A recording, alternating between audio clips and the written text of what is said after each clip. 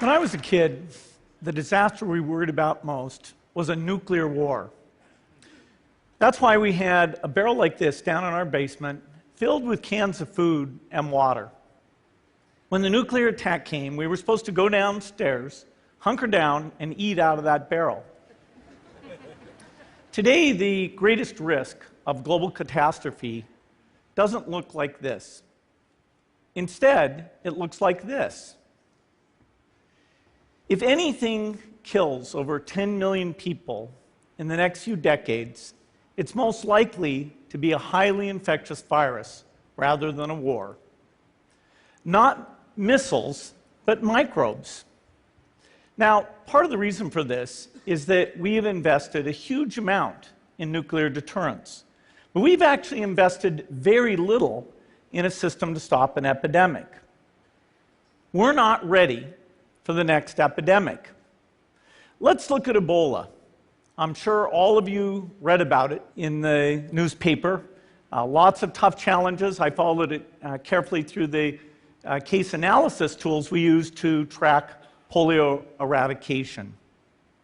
And as you look at what went on, the problem wasn't that there was a system that didn't work well enough. The problem was that we didn't have a system at all. In fact, there are some pretty obvious key missing pieces.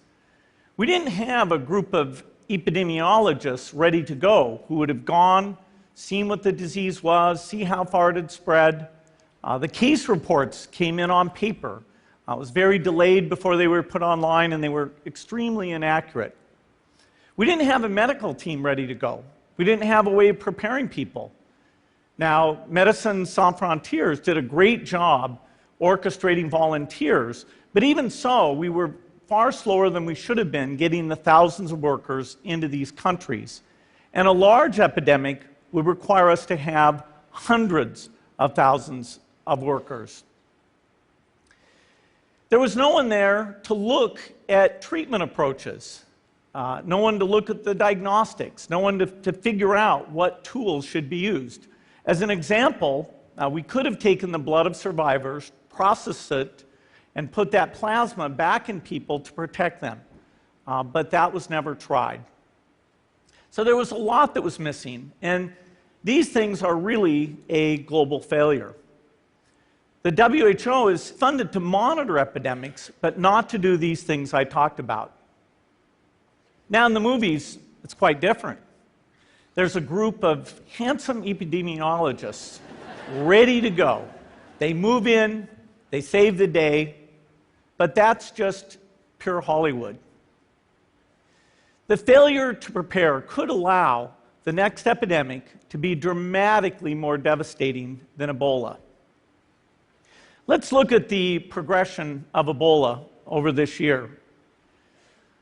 About 10,000 people died, and nearly all were in the 3 West African countries. There's 3 reasons why it didn't spread more. The first is there was a lot of heroic work by the health workers. They found the people and they prevented more infections. The second is the nature of the virus. Ebola does not spread through the air. And by the time you're contagious, most people are so sick that they're bedridden. Third, it didn't get into many urban areas, and that was just luck. If it had gotten into a lot more urban areas, the case numbers would have been much larger. So next time, we might not be so lucky. You can have a virus where people feel well enough while they're infectious that they get on a plane or they go to a market. The source of the virus could be a natural epidemic like Ebola, or it could be bioterrorism. And so there are things that would literally make things 1,000 times worse. In fact, let's look at a model of a virus spread through the air like the Spanish flu back in 1918. So here's what would happen. It would spread throughout the world very, very quickly. And you can see there's over 30 million people die from that epidemic. So this is a serious problem. We should be concerned. But in fact, we can build a really good response system. We have the benefits of all the science and technology that we talk about here. We've got cell phones to get information from the public and get information out to them. We have satellite maps where we can see where people are and where they're moving. We have advances in biology that should dramatically change the turnaround time to look at a pathogen and be able to make drugs and vaccines that fit for that pathogen. So we can have tools, but those tools need to be put into an overall global health system, and we need preparedness. The best lessons, I think, on how to get prepared are, again, what we do for war.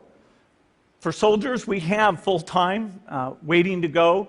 We have reserves that can scale us up to large numbers. NATO has a mobile unit that can deploy very rapidly. NATO does a lot of war games to check, are people well-trained? Do they understand about fuel and logistics and the same radio frequencies? So they are absolutely ready to go. So those are the kinds of things we need to deal with an epidemic. What are the key pieces? First is we need strong health systems in poor countries. That's where mothers can give birth safely, kids can get all their vaccines, but also where we'll see the outbreak very early on. We need a medical reserve corps, lots of people who've got the training and background who are ready to go with the expertise. And then we need to pair those medical people with the military, taking advantage of the military's ability to move fast, do logistics, and secure areas. We need to do simulations, germ games, not war games, so that we see where the holes are.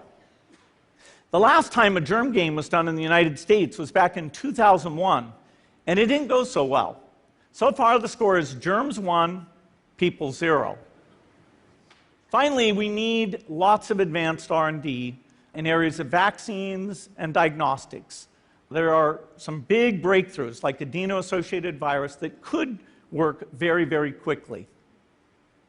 Now, I don't have an exact budget for what this would cost, but I'm quite sure it's very modest compared to the potential harm.